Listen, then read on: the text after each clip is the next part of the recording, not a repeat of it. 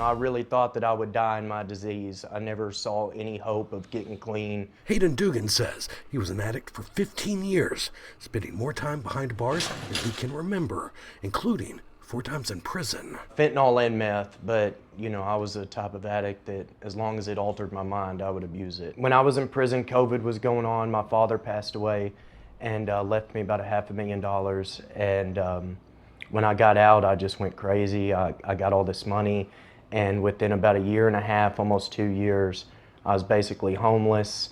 The home that I did have had no water, no electricity, eviction notice on the door. When Dugan was paroled in 2015, he got this tattoo. At the moment I got it, I regretted it, but I was willing to fit in and be a part of something that I had no idea about or even believed in. He says at times, you'd go to the swimming pool, or I'd be around family or kids even, and then have to remove my shirt.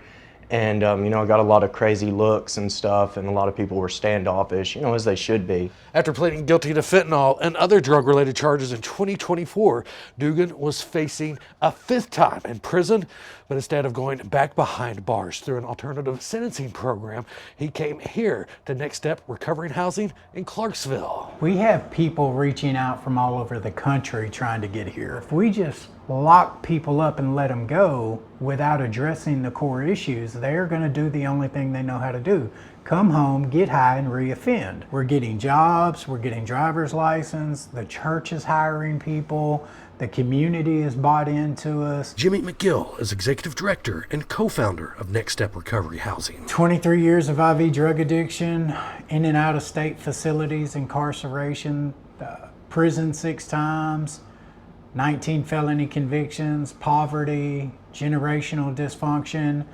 In 2017, I became the first parolee under Governor Hutchinson to get a state position.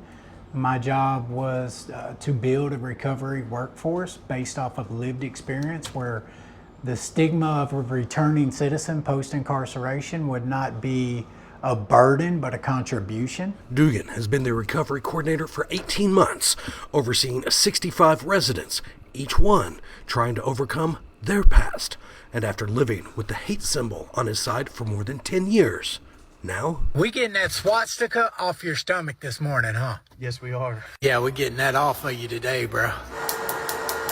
Thanks to a Next Step Recovery Housing business sponsor, Dugan is getting his tattoo removed.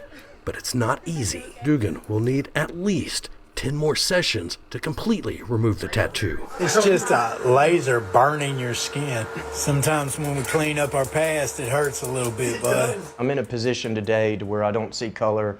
I don't see anything other than just going back into the same fires that I spent so long in and pulling people out. He has rebuilt himself from the inside out. He was never even affiliated with a hate group. I never thought that I would be here today. I never could see anything other than death or prison.